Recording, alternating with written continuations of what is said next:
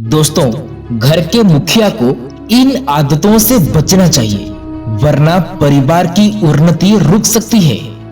घर के मुखिया का समझदार और बुद्धिमान होना बहुत जरूरी है, तभी जाके वो पूरे परिवार की जिम्मेदारियों को सही तरीके से निभा सकते हैं। लेकिन यदि किसी मुखिया में कुछ नकारात्मक आदतें होती है, तो वो अपने कर्तव्यों का सही ढंग से निर्वाह नहीं कर पाता। आचार्य चाणक्य ने अपने नीतिशास्त्र में जीवन के कई महत्वपूर्ण पहलुओं पर प्रकाश डाला है।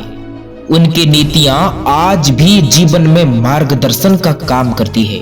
तो आइए जानते हैं कि आचार्य चाणक्य के अनुसार घर के मुखिया में कौन कौन सी आदतें नहीं होनी चाहिए और क्यों उन्हें ये आदतों को तुरंत छोड़ देना चाहिए। नंबर 1, अर्ण का अपमान करना। हिंदू धर्म में माता अन्नपूर्णा को अर्ण की देवी माना गया है। जो व्यक्ति अर्ण का अपमान करता है या उसे बर्बाद करता है, तो उसे देवी अन्नपूर्णा की नाराजगी का सामना करना पड़ सकता है और ये परिवार की सुख समृद्धि को भी प्रभावित कर सकता है। नंबर 2, क्रोध करना। दोस्तों, क्रोध एक ऐसी भावना है जो न केवल निर्णय क्षमता को प्रभावित करती है, बल्कि परिवार के सदस्यों के बीच दूरी भी पैदा कर सकती है। इसलिए एक मुखिया को शांत और धैर्यवान होना चाहिए। नंबर 3, भ्रमित होना। घर के मुखिया को अपने निर्णयों में दृढ़ और स्पष्ट होना चाहिए, क्योंकि भ्रम की स्थिति में लिया गया निर्णय एक परिवार के लिए हानिकारक साबित हो सकता है। नंबर 4, अव्यवस्थित जीवन शैली। दोस्तों, मुखिया के जीवन शैली का सीधा असर परिवार पर पड़ता है।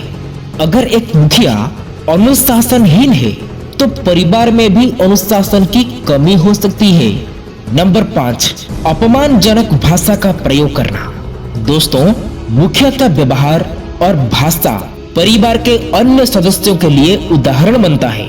अगर एक मुखिया अपमानजनक भाषा का प्रयोग करेगा, तो परिवार में अशांति फैल सकती है। आचार्य चाणक्य के अनुसार जो व्यक्ति इन आदतों से बचता है, वो न केवल परिवार में सम्मान प्राप्त करता है, बल्कि परिवार की उन्नति और खुशहाली का कारण भी बनता है। इसलिए इन आदतों को तुरंत छोड़ देना चाहिए और एक आदर्श मुखिया बनने की कोशिश करनी चाहिए। चाणक्य जी कहते हैं कि घर के मुखिया को फिजूल की खर्च की आदत से बचना चाहिए, क्योंकि ये परिवार की आर्थिक स्थिति को कमजोर कर सकती है। अगर मुखिया फिजूल की खर्च करता है, तो परिवार के अन्य सदस्य भी उसे देखकर यही आदत अपना सकते हैं और यही आदत उस परिवार की समृद्धि में बाधा बन सकती है। इसलिए जितना जल्दी हो सके इस आदत को सुधार लेना चाहिए। नंबर 6, खुद भी करें नियमों का पालन। यदि घर का मुखिया परिवार के लिए कोई नियम बनाता है, तो सबसे पहले उसे स्वयं उन नियमों का पालन करना चाहिए, क्योंकि ऐसा करने से ही परिवार के अन्य सदस्य भी उन सभी नियमों का पालन करेंगे। और यदि मुखिया खुद उन नियमों का उल्लंघन करेगा, तो वो दूसरों से भी नियम का पालन करने की अपेक्षा नहीं कर सकता। इसलिए इस आदत को तुरंत छोड़ देना चाहिए और एक उदाहरण प्रस्तुत करना चाहिए।